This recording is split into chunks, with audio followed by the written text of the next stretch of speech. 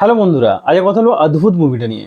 অদ্ভুত মুভি যদি পোস্টার দেখেন আপনি বুঝতে পারবেন এটা একটা হরর মুভি, এবং এটা কোনো ওটিটিতে বা কোনো সিনেমা হলে এটা রিলিজ হয়নি। এটা রিলিজ হয়েছে সোনি ম্যাক্সে, মানে টিভিতে রিলিজ হয়েছে। তো মুভিটা যদি আপনি দেখে থাকেন তাহলে কীরকম লাগলো কমেন্টে অবশ্যই জানাবেন। যদি না দেখে থাকেন তাহলে মুভিটা অবশ্যই দেখবেন, তার আগে রিভিউটা দেখে নিন। তো মুভির স্টোরি নিয়ে একটু কথা বলি। প্রথমে একটা কাপেলকে দেখানো হয়, যেখানে আমরা কাপেলের মধ্যে দেখবো একজনকে, রোহনকে দেখবো আর শ্রেয়াকে দেখবো। শ্রেয়াকে আমরা আগেই স্ক্যামের দেখেছি, কত ভালো অভিনয় করে। তো শ্রেয়া রোহন একটা বাড়িতে থাকবে, সিমলার কোনো একটা প্লেস, সেখানে তারা থাকবে যেখানে আশেপাশে কোনো বাড়ি নেই। সেখানে তারা দুজনেই ডক্টর, তারা সেখানে থাকতে শুরু করে এবং তাদের সঙ্গে ঘটে হরর এলিমেন্ট, মানে হরর ঘটনা তাদের সঙ্গে ঘটতে শুরু করে। যেমন তারা মিক্সি মেশিন চলতে থাকে, কিন্তু তারা তার খুলে দেয়, সেই মিক্সি মেশিনটা ব্লাস্ট করে একটা ক্রস সাইন হয়ে যায়। এছাড়াও তারা এক জায়গায় কেনাকাটি করতে যায় এবং সেখানেও ঝাড় লন্ঠন ও মানে ঝাড়বাতি যেটা হয় সেটা তাদের উপর পড়ে যায়, তারা সেখান থেকে সরে যায়, তাই তারা বেঁচে যায়। কিন্তু ঝাড়টা মানে যখন ভেঙে যায়, ভেঙে যাওয়ার পর তার যে টুকরোগুলো সেটা এসে একটা ক্রস সাইন করে দেয়।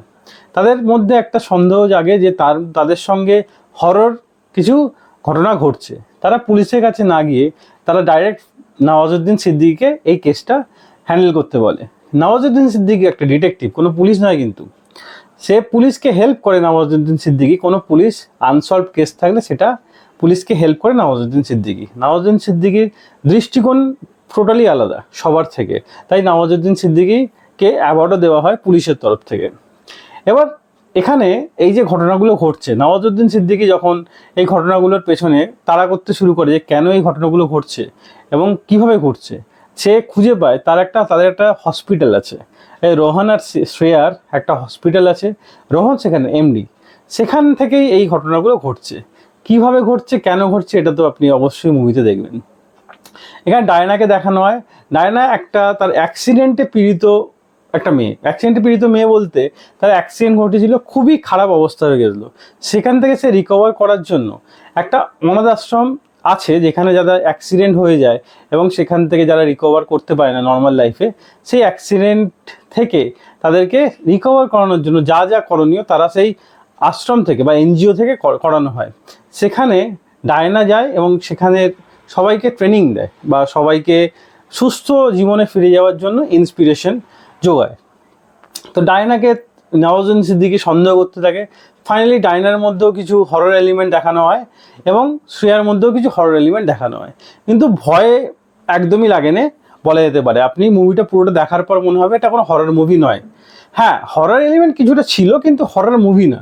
মুভিটা সাসপেন্স মুভির মধ্যে বা থ্রিলার মুভির মধ্যে আসে।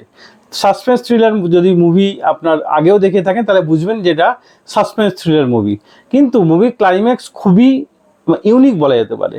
কিন্তু হ্যাঁ, ব্রেন দিয়ে যদি ভাবেন সে এরকম কিছু হয় না।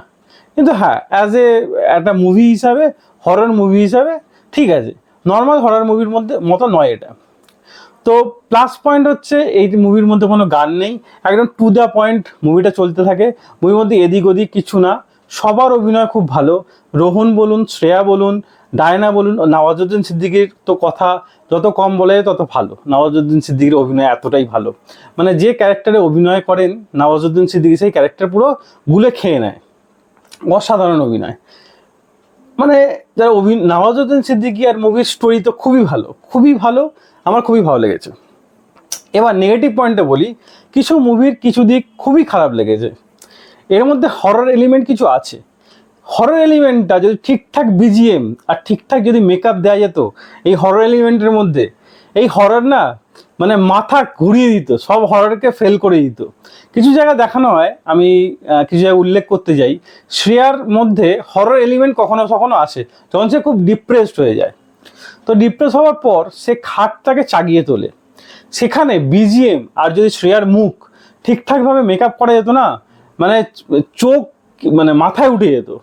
এছাড়াও আরেকটা বলি, শ্রেয়া একটা জায়গায় দেখানো হয় খুব জোরে ছুটছে, সেই জায়গাটা শ্রেয়াকে দেখানো হয় মানে মাথাটা ঠুকছে এক জায়গায়, সেই জায়গাটা ঠিকঠাক যদি মুখের মধ্যে ঠিকঠাক এক্সপ্রেশন আর ব্যাকগ্রাউন্ড মিউজিক যদি ঠিকঠাক থাকতো, এই মুভিটা হরর প্লাস মানে একটা স্বর্ণাক্ষরে লেখা থাকার মতো মুভি ছিল। হররটা এত ডেডলি হরর হতো এই মুভিটা, কিন্তু সেরকম কোনো এলিমেন্ট এই মুভির মধ্যে ছিল না।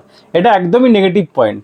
মানে হরর যদি হরর যদি ঠিকঠাক টাচ দেওয়া যেত এই মুভিটার মধ্যে না, হরর সেই চরম লেভেল পর্যন্ত চলে যেত। মানে বলা যেতে পার যদি এই সেম বা কাস্ট একটু যদি এর মধ্যে ব্যাকগ্রাউন্ড মিউজিক ঠিকঠাক দিতে পারতো, আর যদি মেকআপ ঠিকঠাক আসতো না, হররের বলিউড মুভির মধ্যে হররের নাম মানে 1 নম্বরে থাকতো এই মুভিটা।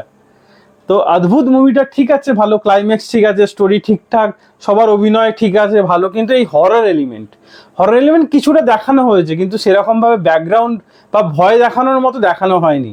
যদি ভয় দেখানোর চিন্তা যদি থাকতো ডাইরেক্টরের মধ্যে, যে এটা এই মুভিটা দেখে মানুষকে বলিউডের মধ্যে হররের একটা নতুন হররের মধ্যে থ্রিলার ফিলিংস বা থ্রিলার অনুভূতি মানুষকে দেব, তাহলে এই মুভিটা ঠিকঠাক হরর এলিমেন্ট এর মধ্যে ঢোকাতে হতো, তাহলে মুভিটার মধ্যে একদম 5/5 রেটিং থাকতো।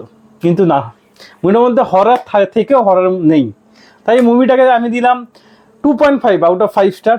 একবার ওয়ান টাইম ওয়াচ অবশ্যই, কিন্তু হ্যাঁ যদি হরর এলিমেন্ট ঠিকঠাকভাবে দিতে পারতো, বিজিএম ঠিকঠাকভাবে থাকতো, অথবা ঠিকঠাকভাবে মেকআপ যদি থাকতো, মানে একদম পুরো ছুঁয়ে যেত।